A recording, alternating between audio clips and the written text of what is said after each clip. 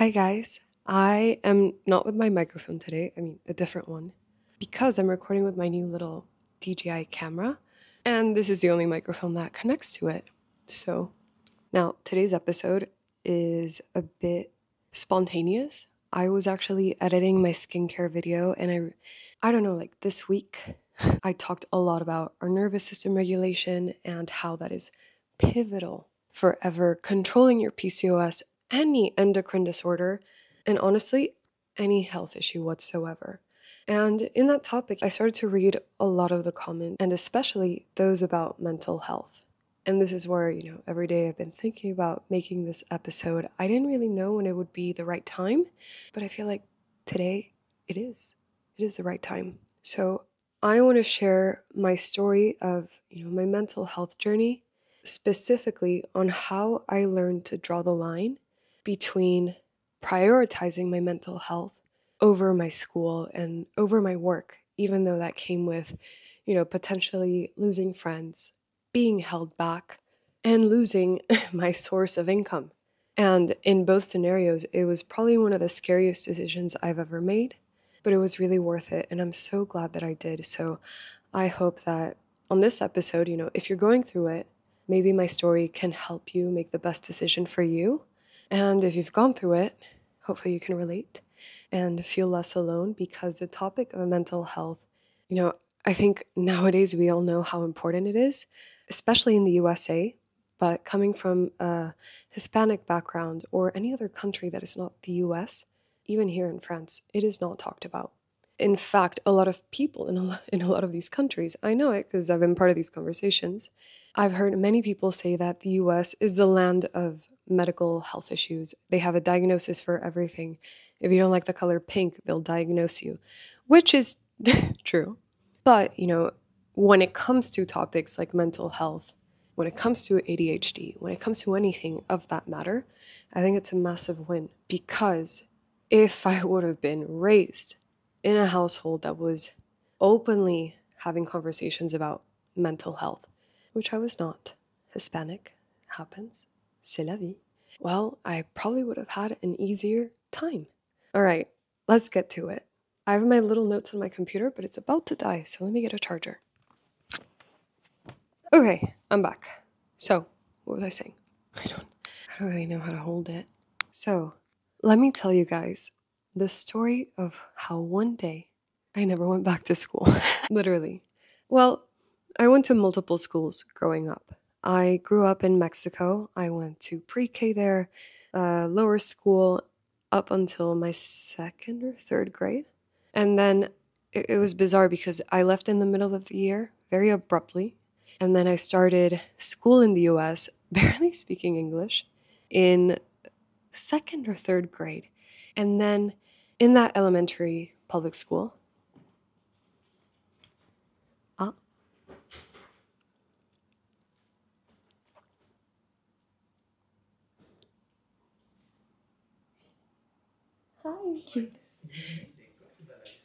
Thank you. Little cookies. Thank you. What is this? Oh shit, what is this? Oh my god, they smell? Wow. Guys, I'm gonna have to turn on my AC because I am sweating. I'm sweating. I hope it's not too noisy. Let me test. Okay, great. It's not too loud, per my test. I had a little cookie break. Lucas brought me some chocolate little cookies that have fleur de sel, which is a very specific salt. It was amazing. I might crash after this. If I was responsible, I would have had it with Greek yogurt or, a protein or a fat source, but not today, because I want to get right back into this video. And what I was saying is that I went to multiple schools, and when I got to my elementary school in Plano, Texas, probably the best time ever. It was a public school that accepted me barely speaking English. I picked it up really quickly, We're so moldable when we're young.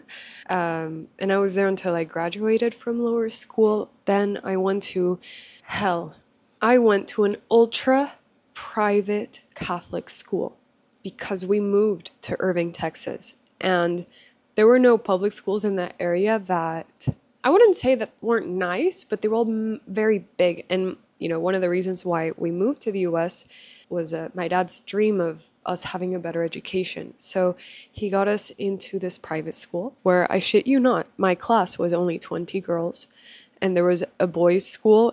I mean, same campus, but like no classes with boys. Bizarre, guys. Like, that school was hell on earth. It was absolutely hell on earth. I hated it. It was so backwards. I remember when Trump was running for president and he was talking so badly about immigrants and, really talking bad on Hispanics. Obviously I was heartbroken. Hispanics in my entire school were heartbroken. There were also many of us there. But when he got elected, it was like everybody was cheering and everybody was having a party. All the teachers were like, yes, like they had cupcakes. Everybody was happy. And then my friends who were at better schools, they had counseling services for their students who, were immigrants and they were scared. And, I don't want to get into politics. I never will get into politics. This community and my platform, I really only want to make it a safe space. But this is just to give you an example of how, I was going into this ultra Catholic school that had only one viewpoint. They just didn't give a shit about the students or anybody there that disagreed with their views or maybe found it to be insensitive or not appropriate. I mean, guys, once a year they would take you outside of an abortion clinic with posters to pray, like children. They would take children to go pray outside of a center, to show people how abortion is wrong, guilt trip these mothers who are walking into these clinics.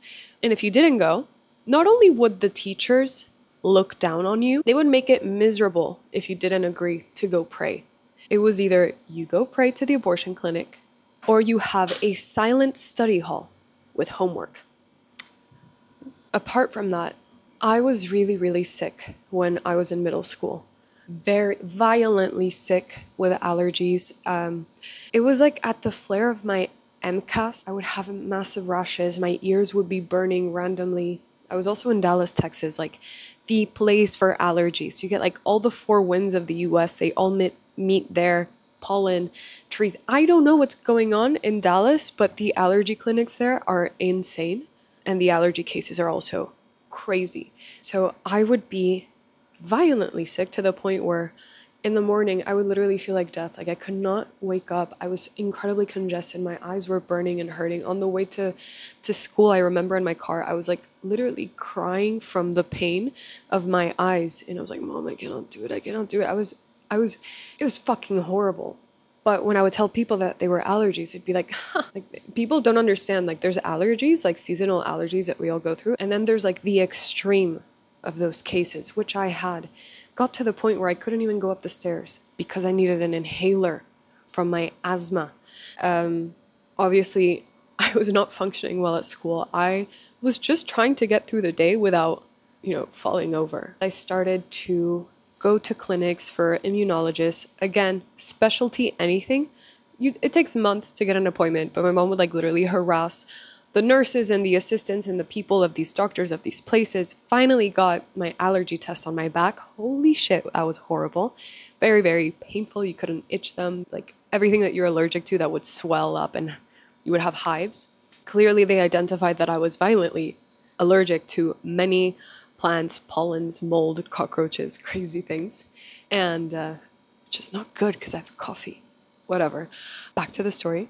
I was finally put into an allergy program in the Children's Health Hospital where I would have to get allergy shots every week. They only had appointments during the school day, and it was every single week. Then after a year, it was every 2 weeks. Then after another year, it was like once a month, etc. I did 4.5 years. They almost killed me twice there from a medical error. The chemist who made my vial of whatever I'm allergic to that they inject you like little by little so you become tolerant to it, they overdosed me twice. They made my vial incorrectly twice. Again, let me get back to the story. So, having these health issues, I missed a lot of school. And my teachers started to have a joke of, oh, Mila's not in class today, to the point where they would make fun of me when I wasn't there, but I had a good friend of mine that would let me know. And it was horrible because, I had all these excuses from doctors, and I had like the head of the allergy clinic, send a letter to my principal and to my school because I was honestly in a place where I didn't feel respected or safe at my school. Not safe as in I was in danger, but I was not comfortable. I didn't feel like I was being heard, listened to, respected, or understood. And there was a lot of prejudice. And I was very unhappy. I didn't like the way my teachers treated me. I didn't like the way they made fun of me. And it got to the point where I was not catching up in school. And take the health issue, take the school being incredibly unprofessional and extremist. I was also having a lot of issues at home. I wish I could tell you guys more, but I don't feel like it's my story to tell. I don't feel comfortable right now sharing about, the difficulties I had at home because every family has difficulties, especially immigrant families. We have a lot of stress. I grew up pretty much only seeing my dad on the weekends. He would work in Mexico while he was doing everything he could to make us grow up in the US. But that came at an expense of also my mom having to raise us by herself. There were a lot of culture shocks. My family, my parents, everybody went through a lot of stress. But with that, there's always an expense of your mental health if you're not properly equipped to take these challenges. And so, taking my physical health, my mental health, having issues at home, and also being in a school and in a place where it was literally an inferno. It was horrible. It was ugly, guys. It was ugly. The uniforms, everything, like out of a movie. I was not happy. Not happy at all. And it started to really affect my mental health, where I eventually went to a health checkup with my doctor. I was like 13 at the time. They thought I had mono because I was incredibly depressed and I wouldn't get out of bed, and I was just so sad. Like the depression literally was eating me alive. And again, my parents thought I was sick. I didn't really, being the middle child of a family that's a little bit chaotic. I love them, but chaotic. I learned to not ask for help, to not ask for help. I never wanted to become a burden because my parents were already going through so much with my other siblings. And I didn't speak up when I needed help. And I wish I did, but I didn't. And it's also part of just, I guess, my personality.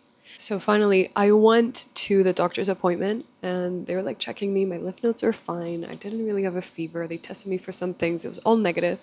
And then my doctor just gave me a little slip and she's like, go to this room alone, not with your mom, fill it out. And it was a checklist of a rating scale of my depression. Didn't say it, but it told me, how do you feel from 1 to 5, specific prompts and sentences. 10 minutes later, a nurse knocks on my room. She's like, hi, are you done? Can I take it? And I'm like, yeah, here you go. My doctor puts me in the room with my mom. And she said, in my entire career as a doctor, it's been a few times that I see a score this high. This is major depressive disorder. And Mila needs to be put on medication. My family believes in medications. We come from a very traditional background. In fact, I didn't know anything about supplements until much later in my life. My parents completely trusted my doctor and said absolutely.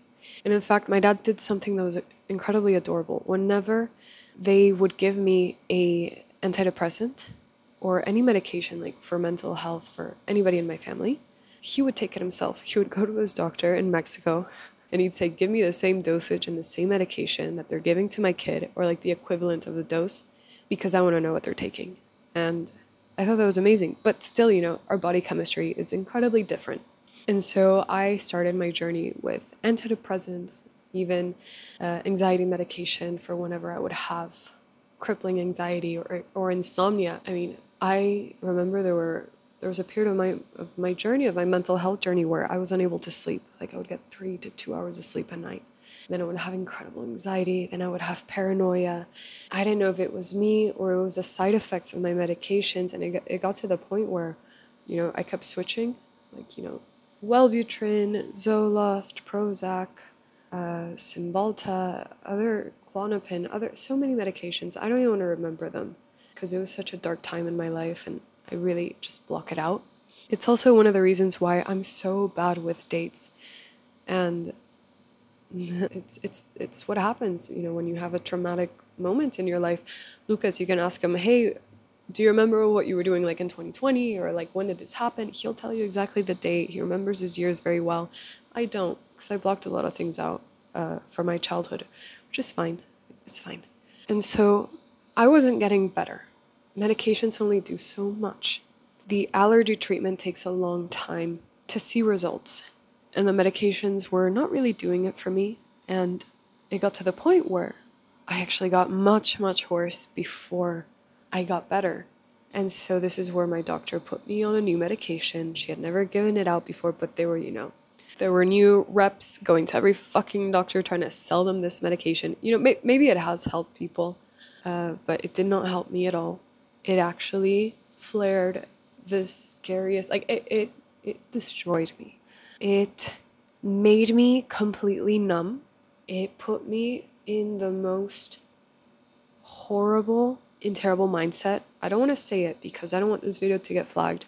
And it's very important, you know, I don't want it to ever get taken down. I don't know YouTube, but it put me in a very dangerous place. It put me in a place of paranoia. I remember once my mom, my brother was, you know, an incredible golfer back then. He took a break now. Hopefully he goes back. I don't know, whatever he wants to do. But he was like always having golf tournaments. And on the weekend, they would leave at 6 in the morning because it would be, you know, like a 2-hour drive in some golf course in Texas. My mom goes to my room at 6 in the morning. I'm in the corner of my room, like just sitting down on the floor, the hardwood floor like this in my pajamas. And my mom was like, the fuck are you doing? And I'm like, no, I'm good. And she's like, hey, I have to run. Do you want to come with us? And I was like, no, I do not want to go walk for like 6 hours and watch people hit little tiny white balls with a... No. So I didn't go. I don't remember this day at all. This is, again, a story. My mom came back like at late afternoon that day. So again, you know, you have to wait for the ceremony, the medals, whoever won, whatever. 2-hour drive back, some traffic, they got lunch. She gets back and I'm in the same corner of my room. I never moved. And I had like a massive bruise on my ass. So it got to the point where the medication was destroying me. And my relationship with my mom and my family got terrible. Like I don't know what I was doing. I was not me. And I know it was incredibly painful for them to see me that way. And it was incredibly painful for me to be a zombie in my everyday life. And when I would go to school, guys, I became a joke. Not only did I fail everything, like everything, I never studied, I never did my homework, I didn't do shit. I would have a friend that would let me like copy off of her. Thankfully, I would pass like group assignments and everything to get me through. And either way, there was a point where a science teacher was just so angry that I was in class and I was just like doing my own thing. Apparently I was singing out loud. I don't remember. It's crazy. I blacked all of this out. But what my friends said, and they still like say it to this day, my brother says it to this day, is the teacher goes, so Mila, can you please answer the question for us? I guess she was teaching. And I shit you not, I looked at my teacher and I said, the cow milked itself. What? And then there were times where like they would look in the class and then people wouldn't know where I was. I was laying on the floor of the classroom the whole entire time. I don't remember this. Then I would get to like my Latin class. Remember, ultra Catholic. There was no other language offered than learning Latin, like a dead language. And I would get to the classroom. I would have one shoe on. Sometimes I would get there. I didn't have my backpack on me. Like I lost my backpack in the fucking campus. So it sounds so funny now, but I was so not okay. I was not okay. But, you know, it all sounds funny right now, but it got progressively worse to the point where my mom was having a freaking emotional and nervous breakdown because she couldn't recognize her daughter. And she was very worried, but took it out on me, making it even worse for myself. I cannot blame her because she wasn't well equipped. You know, again, coming from a Hispanic household, she grew up, born and raised in Mexico City. I cannot deny that she didn't have the tools she needed to take care of her daughter in that moment because she didn't know shit about how to handle these situations. She didn't know about mental health issues. I cannot deny that the way she reacted was incredibly damaging to me at that time. And I internalized all of it to the point where I was done. I was done. This put me in a place where I went back to the doctor, let her know what had happened, what everything that had happened.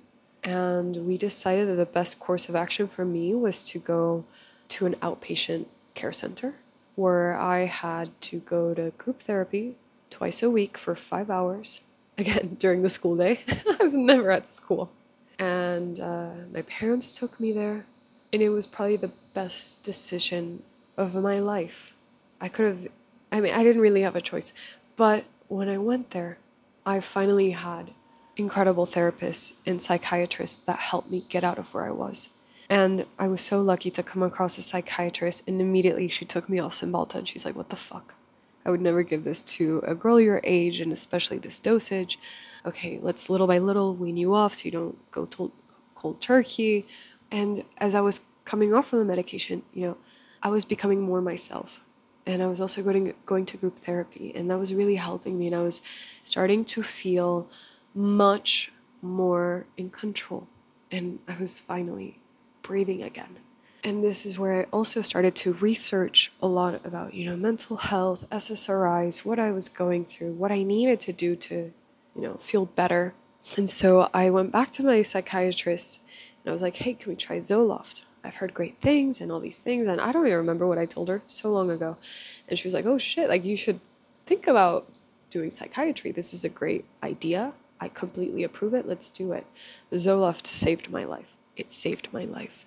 We started it, and, it was what was able to pull me out of that dark cave that I was in. And now the effect that group therapy had on me was profound in a very weird way. And everybody's mental health journeys they're all very unique.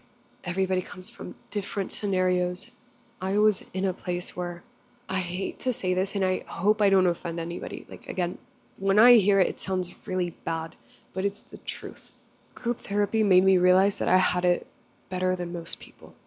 I hate saying it because it sounds insensitive and entitled, but when I went to group therapy, I realized how difficult the other kids that were there, how difficult their lives were in comparison to mine. I was like, I cannot believe that I am depressed about, these things, and they actually are going through literal hell. Like, they've been through hell.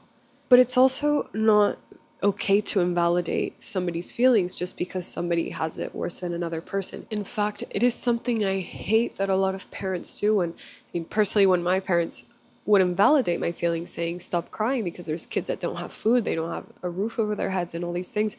It's horrible, it's true, but I have a right to feel sad and unhappy about what's going on to me and what I'm feeling.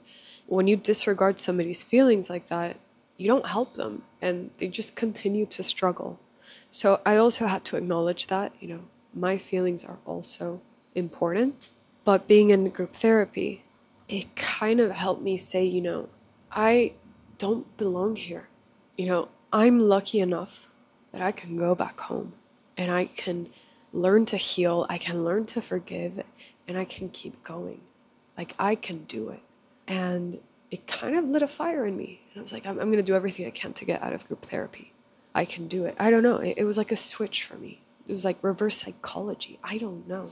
But that moment, having Zoloft, really pushed me to a better direction. Take away all of those terrible side effects that I had experienced from the other horrible medication. Having a real and better psychiatrist and having, a therapist, it all became clearer for me and what I had to do. And this is where I looked at my mom and I said, hey, Mom, I know it's the first month of my sophomore year, but I'm not going back to school. And I literally didn't leave my room. I told my mom, I'm not going back to school. I don't care what you do. I am not going back to school. And my mom said it was fine. Thank God. My parents said, okay, don't go. Like, they were so exhausted by then, but they were seeing me happy. I was getting better. They said, okay.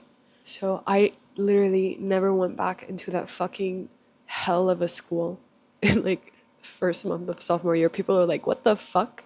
And I figured out a solution. I enrolled myself on an online private school, Laurel Springs School in like California. Guys, I didn't even know the school, but I saw like Kylie Jenner graduated from it or something like that. Like she went to that school, and like an athlete, like a tennis player went to that school. So I was like, okay, amazing. I'm going to look up that school. It was so easy to get into. I applied for it. I was like, wow, okay, I don't really need my parents for this. I got accepted. Done. I started my sophomore year on an online private school. So I was like, oh my God, ultimate hack. When I made the decision to never go back into that school, I knew that I could be held back a year. And that was one of my biggest fears. I wanted to keep being with my generation. I didn't want to have the stigma of having been held back, not being as smart as the others. You know, again, stupid things you think about when you're a kid. But I didn't care because I knew the importance of my mental health, and I knew that I was not going to be able to go back into that school and not go back into that cave, that dark, dark place that I was before. And my dream in that moment was coming off all medication. I also was on birth control during that time, always since like I was 14. But, you know, coming off of antidepressants, anxiety meds, everything. I used to take like a cocktail of things. So once I was towards the end of group therapy, I was just so optimistic. I had this crazy shift. My mind shifted from pure negativity to, wait a minute, I can fucking do this. Maybe it's not so fucking bad. Maybe I just have to get out of the cave. And I started to read philosophy, and I learned about philosopher kings in Plato's Republic. And I was like, oh my God, maybe that's me. I don't like this simulation that I'm in. You know, like, I got very philosophical, and that healed me so much. Books were like my place where I healed tremendously. And then I like told myself, I'm going to become a philosopher. Like, that's what I want. And that's what I would tell everybody. I wanted to major in philosophy. Literature, books literally healed me and pulled me out of that darkness. It was amazing. And so I kept pushing forward. I got out of group therapy. It was amazing. I gained so much strength during that year at home where I finally prioritized myself. I started to go out. I started like go outside, go for walks. I finally healed my relationship with my mother. You know, my mom also saw this change in me, and she also started to go to therapy. So in a way, we healed together. And that was so beautiful because I never thought I would ever be able to have a good relationship with my mom. And now she's like my best friend. And when I get a call from her, she brightens my day. And I swear, guys, like for so many years, I would have never thought I would be friends with my mom. But I'm so happy we've gotten to this point together. But I also knew that I had to leave my home completely to completely heal. And that's what I did when I went to university. It was very difficult again. You know, I struggled with my mental health a little bit. No, I did. Not like before, nothing compared to that.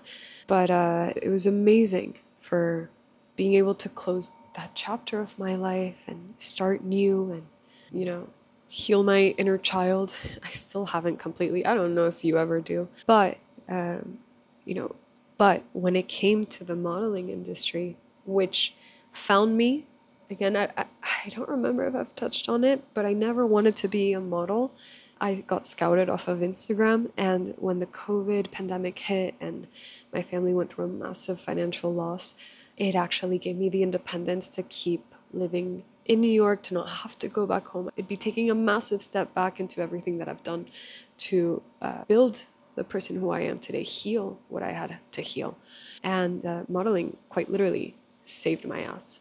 And to be a successful model, you know, get booked and to be able to live and afford a New York lifestyle, I knew that I had to look like a model. I was a mid-sized model. So I had to choose if I was going to do plus size or if I'm going to be, you know, perfect measurements. And holy shit, did I try. I did everything I could. I did get there, but I could not sustain it. Sustaining it damaged my health. I know friends of mine that they literally eat whatever they want, and their metabolism, their lean muscle mass, like their genetics are different. They carry more muscle than me. They have a different gut microbiome. They have no issue. I'm different, and that's totally fine. But for me to get to that level, I had to harm my health. And when you start to go down that path, also having a bad relationship with your body, with your food, with everything, it comes at a massive loss with your mental health. And this is where I started to, again, find myself in a position where I was in an industry that I had to sacrifice my mental health and my physical health. And it took me a long time to quit. It was incredibly scary, but I knew that this industry was going to break me.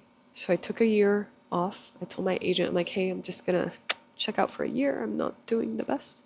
She was incredibly supportive. Love her. But then I never came back because when I tried to get back into it, I said, no. I'm so happy right now. I can never go back to this industry. It's going to kill me. And that was me losing incredible financial independence. I didn't have to worry about anything. I would have to work one job a month, one job, and I would pay rent and all my expenses. Like, that was an incredible luxury, but I had to say goodbye to that because I knew where to draw the line on my mental health and on my well-being. So it was incredibly scary. I didn't know where I was going to go next. I didn't want to work every single day of my life. I knew that that was in my best interest. So I looked for jobs, worked anything that I could, but now we're here today and I'm so happy. I work every single day of my life building the company of my dreams, thanks to every single one of you. We get to help women all over the world, and it is the most fulfilling thing in the world. I don't even know what to call it. It's a gift. It's a gift to be able to help others, especially my girls. So it's crazy. Life is so crazy, and I always often think of it. One second. I want to show you guys something. So this is a little rock that I received after, completing my group therapy sessions. And once I was able to leave, I was given this little rock. I've had it with me since, and it's always by my nightstand. And every time I look at this rock, I realize how far I've come because I went through hell. And in those really, really dark years, I never thought I would be where I am today, living in Paris with the love of my life, with the cutest little dog who's sleeping. Speaking to all of you, life is so crazy. And I wish I could go back to, my younger self and tell her, here's a little glimpse of where you're going to be in a few years. It's going to be more than fine. It is going to be fine. So if you are going through a tough time, if you went through what I did, just know that taking a gap year is okay. I took a gap year in my university time. Not following the same trajectory as your other friends is okay. Losing all of your friends is okay. Not having any childhood friends is okay. Not having a friend group is okay. Being different is okay. I have 0 childhood friends I can reach out to that I can call. Lucas and I were jokingly saying, well, if we got married, who would you invite? I cannot name one person. Who would be your maid of honor? I don't know. I don't have one person, and that's fine. Because, my life begins now at 23 years old. I'm finally starting to make friends at 23. It has taken me so much longer than anybody else that I know. Lucas has 1,000 friends who love him and are incredible, and I love that for him. I had a different trajectory. I'll probably make my closest friends when I'm 30, when I'm 40, who knows? But I'm so okay with that because I have gotten so far. I had a lot of hurdles to go through when I was younger. I had my own destiny, and I went through it, and I'm finally starting to live the life that I've always wanted to live, and I'm happy with that. I'm so different from so many girls that I've met, and I'm okay with that because I've seen how far I've come. And one of my favorite things to remind myself always is that the only place you should ever call home is within yourself, in your skeleton. And my favorite thing that my dad always told me before I would go to bed, since I was a little girl, was, Cami, ¿quién te quiere? And I would say, tú. He said, yeah, pero Cami, ¿quién te cuida? And I would say, tú. And he would say, no. Mom, Anna, my siblings. I would name everybody, and I wouldn't get it until I got it. Me? And he would say yes. The only person that can ever protect you and you can always rely on in this lifetime is you. Your best friend should always be yourself. So take care of her. I can't deny I'm so happy and so lucky to have grown such a beautiful community with all of you guys watching. Thank you for being the best friends that I always wished for.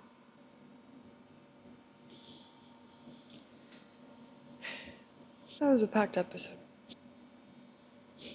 I love you guys.